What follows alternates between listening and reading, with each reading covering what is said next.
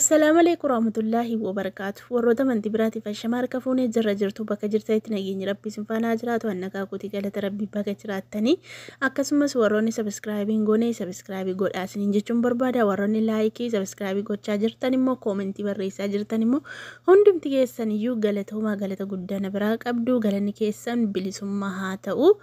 Bakka jirtanitti rabbiin fayyaa guutuu isiniif haa kennu. Waan yaaddanii fi waan karoorfattan hunda isaa rabbiin isin haa milkeessu isiniin jechuun barbaada. Har'a hedduu tokko gammadee dhufe maashaallah tabaarakallaa.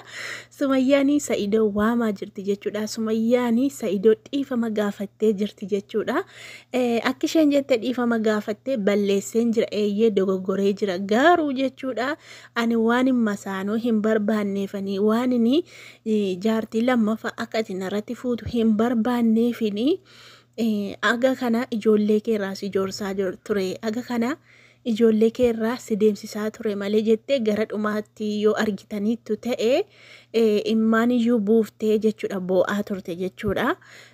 Malee akka ijoolleen abbaan gaafachaa jiru abbaan keenya meerree jechaa jiru isheen xiqqoon iyyuu baaba jetti Jamiilaan immoo sirriitti iyyuu hin beetti. Kanaaf iyyuu Sa'idooni silkii narraan kaasu silkiin isaa hin hojjetu silkiin isaa cufamee jira.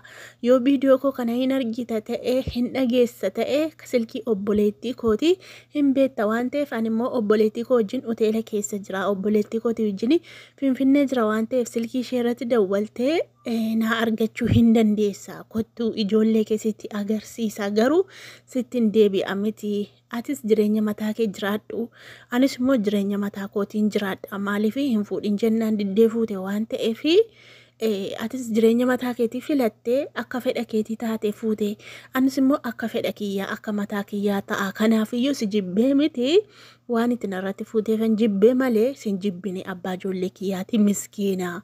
Kanaaf iyyuu garaana nyaatee hedduu tokkoon gaddee maaliif biyya sana deemee hattuun iyyuu saamuu hin dandeessi akkasumas immoo ajjeesuullee hin danda'u. Ani gondorii hin dhanne jette magaalaa Baardaar dhaqxeedhuma deebitee maatiin see hoteelatti dhufanii dubbisanii deebite malee isheen achi hin dhanne jechuudha. Isheen kanneen gadi viidiyoo waraabdee yookaan beekuma isa aarsuuf kunoo gondoriin jira manaan jettee waraabdee jechuudha.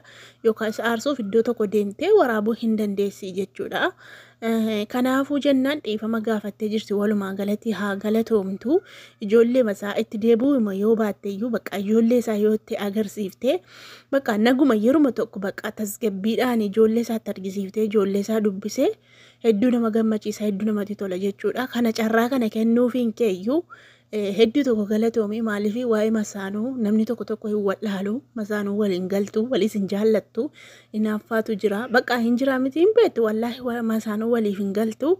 Kanaafuu carraa kana laattee akka dubbistu yookaan immoo akka ijoollee isaa argisiiftu kan gooteef iyyuu hedduu tokko galatoomis hin jedha Sumayyaa keenya malee jechuudha. Akkasiin viidiyoo ishee argitanii fi yookaanis immoo akkasiin viidiyoo ishee ilaaltanitti haalli isheen itti dubbachaa jirtu hedduu tokko gadditee gadda guddaa keessa seenteeti kan isheen dubbachaa jirtu jechuudha.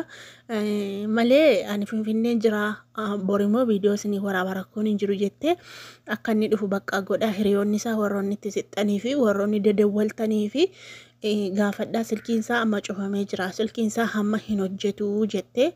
Kanaaf sheekolii keenya immoo gaafadheer akkasumas ijoolleen koomentii jalattis yoo jaarsa kee hiittee rakkoo qaba otuun isinii kini otuun inni kaasirraan buusini badii tokko malee loliisa tokko malee rakkoo qaba jedhanii akkuma kaleessa dubbadhee ture akkasumas immoo warroonni rakkoon qabu jedhanii hin jiru jedhanii. Kanaafuu sheekolii keenya gaafachuun dirqama keetii warroota bebbeekamoo warroota waa'ee amantii beekan hin jiru waan ta'eef isaan gaafattee akka fedha keetii ta'uu dandeessaa jechuudha. Akka fedha isheetii malee akka fedha keenyaa ta'uu hin dandeessu akka kiyyaati.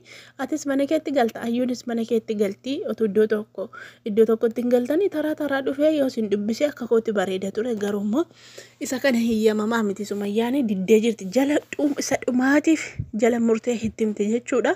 Yoo dhufte ijoollee keessan argisiisa ani ijoolleen kee boriyyuu shamara waan taateef sababii abbaa jettee na gaafattuuf ijoolleen dubaraa immoo akkuma isin beektanii abbaa barbaadde kanaafidha kan inni akka inni argu barbaade kan innis immoo miskiina olii gajjajjoore kanaafi ani isa jaalladhe jaalala onneerra isa jaalladhe osoo hin taane bakka akkasumatti garaana nyaate ijoollee kana mul'isuu fedhee jette.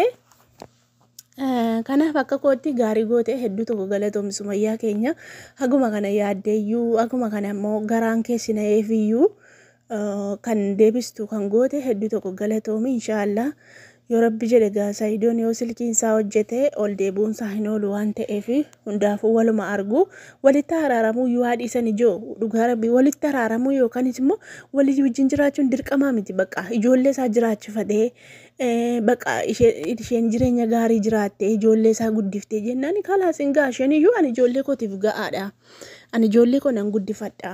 Kanaafuu ati immoo mucaa tokkoffaa badiin Saidoonni guddaan kan isheen itti aarii qabdu ati ilma dhiiraa narraa hin barbaaddu akka lammata sii da'ullee hin barbaaddu ati mucaa keessa Yamanii jiru mucaa keessa biyya sanni bakka inni isaan turan Yamanii sana turan isa fidattee ayyuu bira keessee guddisuu hin dandeessa mucaa dhiiraa yoo barbaadda ta'e jette.